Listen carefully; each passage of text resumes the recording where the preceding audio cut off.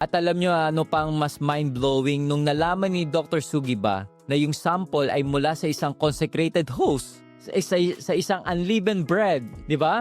Na misteryo naging laman dugo ng tao ay sobra siyang namangha, sobra siyang nagulat. At according to him, ang pagbabago ng host ay isang misteryo na hindi kayang ipaliwanag ng science. Mismong scientist na nagsasabi niya na no scientific explanation could explain this phenomena.